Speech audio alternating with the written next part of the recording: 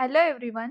In this video we are going to discuss the relationship between time factor and degree of consolidation from the chapter Consolidation of Soils.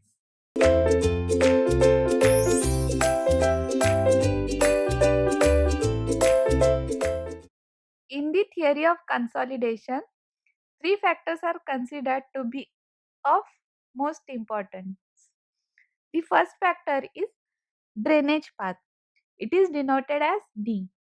As we have discussed in previous slide, drainage path is the maximum distance that water has to travel before reaching the free drainage boundary. The next factor is degree of consolidation. It is denoted as UZ. Generally, degree of consolidation is expressed in terms of percentage. Means like 10% degree of consolidation or 60% consolidation. For example, suppose a soil mass is having final settlement of 10 centimeter.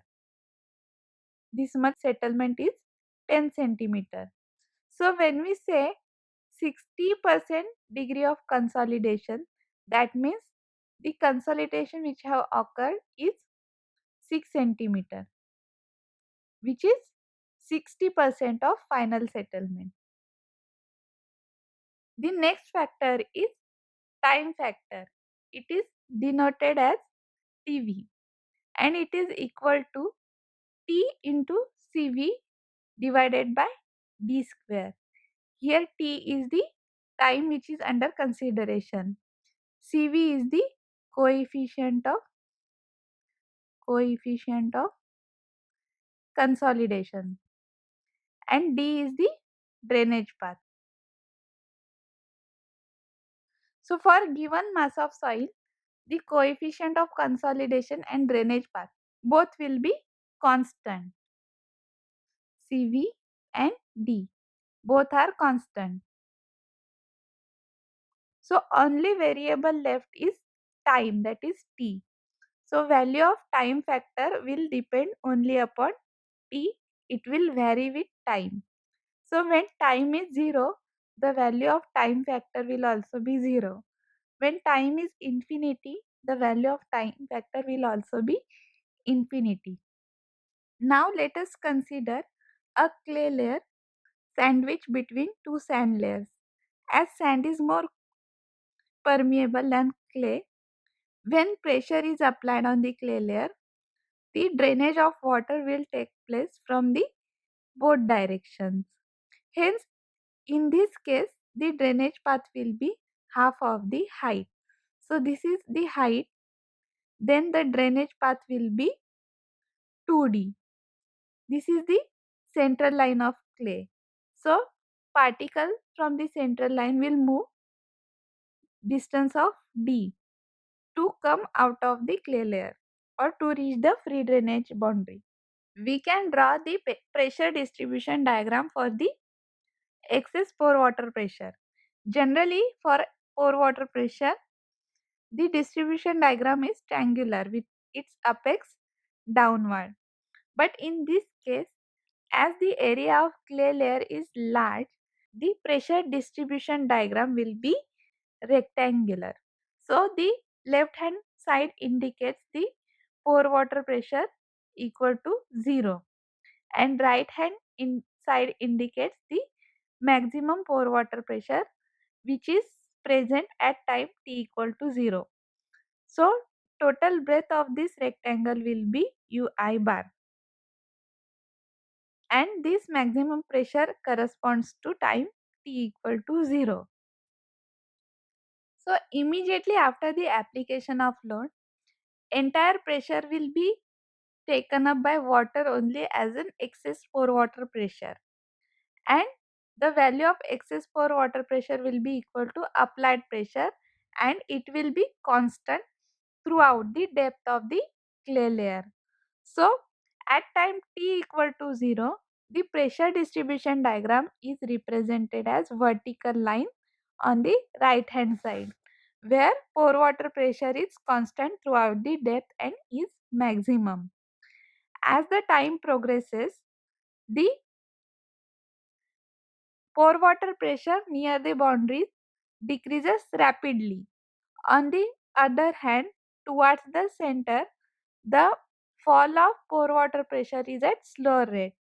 So here we can see that the pore water pressure at time t1 is maximum at the center and it is 0 at the boundary. Similarly at t2 it it has been decreased at the center and 0 at the boundary. Again the value of pore water pressure at the center will go on decreasing with further increase in time, and time t equal to tf, the pore water pressure will be 0 throughout the height. So that means the consolidation of the soil has been completed and entire pore water pressure has been dissipated.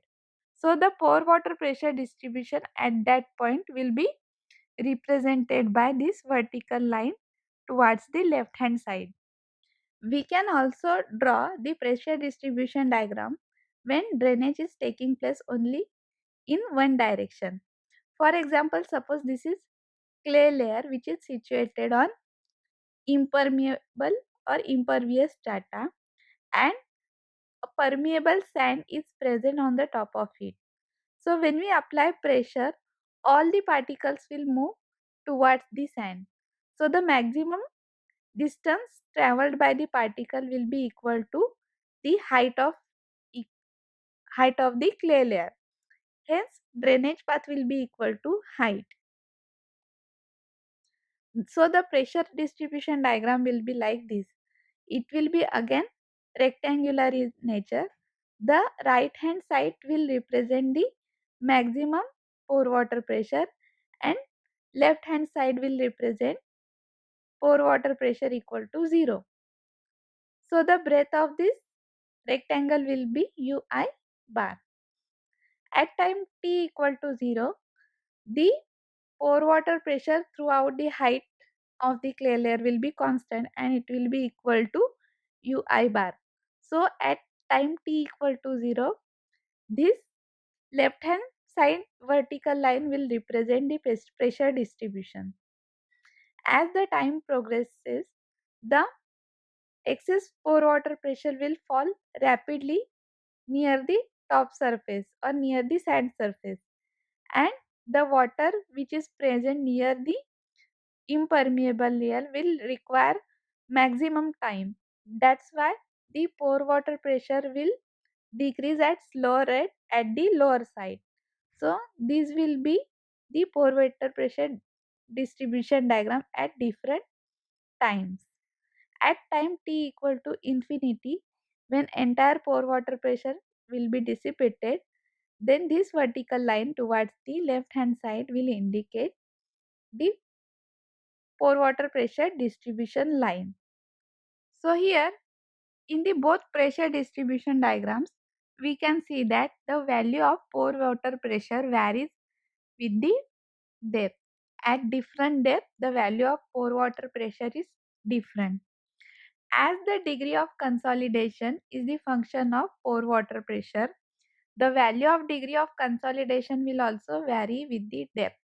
So if you want to find the degree of consolidation at a particular time, then we will have to find an average value of consolidation or average value of degree of consolidation. So formula for the average degree of consolidation of the whole layer is given as u equal to ui minus ut divided by ui.